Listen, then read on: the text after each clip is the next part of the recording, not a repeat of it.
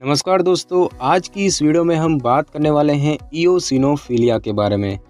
दोस्तों, सफ़ेद रक्त कोशिकाओं की मदद से शरीर की प्रतिरक्षा प्रणाली बैक्टीरिया, वायरस व इन्फेक्शन का कारण बनने वाले अन्य रोगाणुओं से लड़ता है।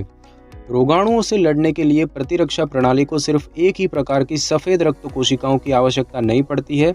शरीर में प्रतिरक्षा प्रणाली से संबंधित कई प्रकार की कोशिकाएं होती है और प्रणाली के ठीक रूप से काम करने के लिए उनका सही मात्रा में यानी कि ना कम और ना ज़्यादा होना ज़रूरी होता है। इओसिनोफिल्स एक प्रकार की सफ़ेद रक्त कोशिकाएं होती हैं जो कि बैक्टीरियल व वायरल इन्फेक्शन से लड़ने का काम करती है। शरीर जो है वो इओसिनोफिल कोशिकाओं को अस्थि मज्जा यानी कि बोन मैरो में बनाता है और इन कोशिकाओं को पूरी तरह से विकसित होने में 8 दिन का समय लगता है। इओसिनोफिल्स भी अन्य प्रकार की सफ़ेद रक्त कोशिकाओं की तरह प्रतिरक्षा प्रणाली में महत्वपूर्ण भूमिका निभाती है। प्रतिरक्षा प्रणाली को ठीक तरीके से काम करने के लिए इओसिनोफिल्स कोशिकाओं का स्तर सामान्य रहना बहुत ही ज़रूरी होता है। और जब आपके खून में इओसिनोफिल कोशिकाओं का स्तर बढ़ सकता है तो इस स्थिति को ब्लड इओसिनोफिलिया कहा जाता है। और इसी तरह इन्फेक्शन, सूजन या लालिमा से प्रभावित शरीर के ऊतकों में इन सफ़ेद रक्त कोशिकाओं का स्तर बढ़ सकता है तो इस स्थिति को टिश्यू इओसिनोफिलिया कहा जाता है। दोस्तों, शरीर में इओसिनोफिल्स कोशिकाओं का स्तर बढ़ने की स्थिति को इओसिनोफिलिया कहा जाता है और खून में इओसिनोफिल्स की संख्या 1 माइक्रोलीटर में 500 से अधिक हो जाती है तो इस स्थिति को इओसिनोफिलिया कहा जाता है। इओसिनोफिल्स रोगों से लड़ने वाली एक प्रकार की सफ़ेद रक्त कोशिकाएं होती है और इन सफ़ेद रक्त कोशिकाओं की संख्या बढ़ना अक्सर एक एलर्जिक रिएक्शन या फिर कैंसर का संकेत देती है। खून के अलावा इओसिनोफिल्स का स्तर शरीर के अन्य द्रवों में भी बढ़ सकता है, जैसे कि सेरेब्रोस्पाइनल फ्लूइड और पेशाब वगैरह।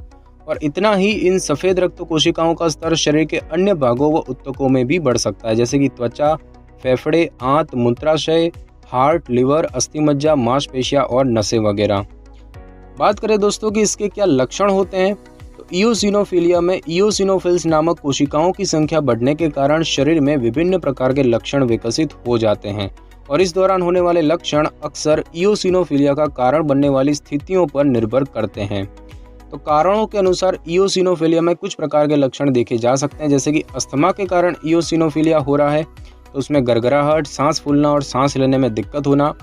परजीवी इन्फेक्शन से इओसिनोफिलिया हुआ है तो उसमें पेट दर्द, दस्त होना, बुखार होना, खांसी और त्वचा पर चकत्ते होना।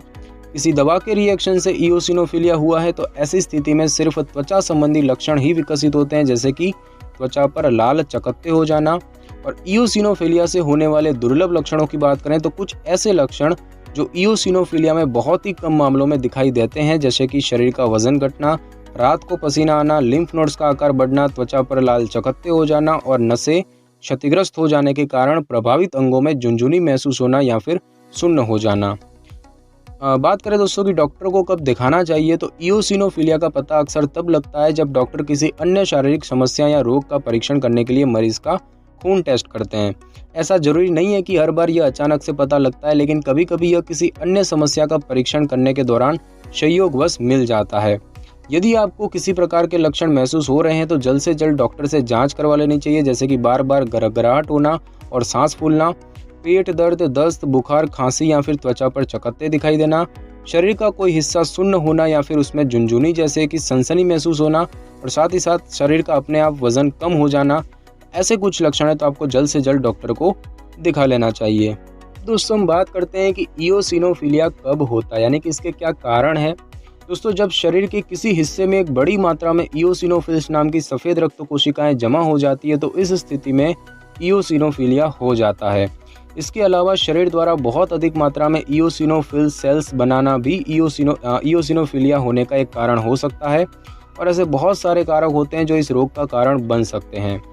हेल्थ संबंधी कुछ समस्याएं व रोग जो इओसिनोफिलिया का कारण बन सकते हैं उनमें है परजीवी से होने वाला इन्फेक्शन, फंगल इन्फेक्शन व इससे जुड़े कुछ अन्य रोग, अस्थमा होना, किसी विशेष भोजन, दवाई या फिर पदार्थ से एलर्जी होना, एक्जिमा होना, एड्रिनल ग्रंथि संबंधी समस्याएं होना, त्वचा रोग व विकार होना, किसी विषाक्त पदार्थ के संपर्क में आना, कुछ प्रकार के ब्लड कैंसर जैसे कि क्रॉनिक माइलोइड ल्यूकेमिया और इओसिनोफिलिक ल्यूकेमिया, कुछ प्रकार के स्व प्रतिरक्षित रोग जैसे कि ल्यूपस और क्रॉन रोग वगैरह, एंडोक्राइन ग्रंथि संबंधी विकार और साथ ही साथ कुछ प्रकार के कैंसर व ट्यूमर वगैरह।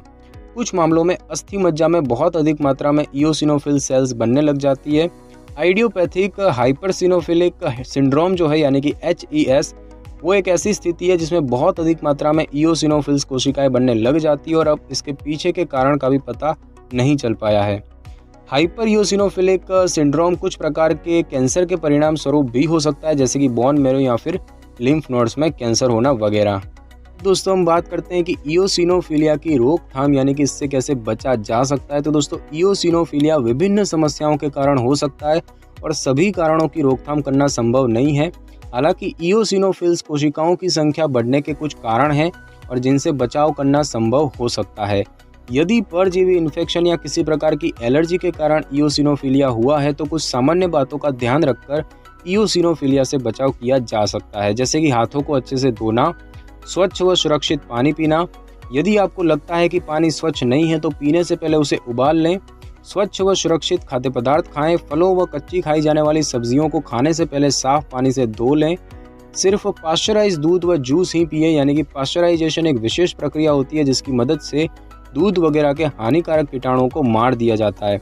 यौन संबंधी गतिविधियों में विशेष रूप से सावधानियां बरतें और साथ ही साथ एलर्जी करने वाले पदार्थों से बचें।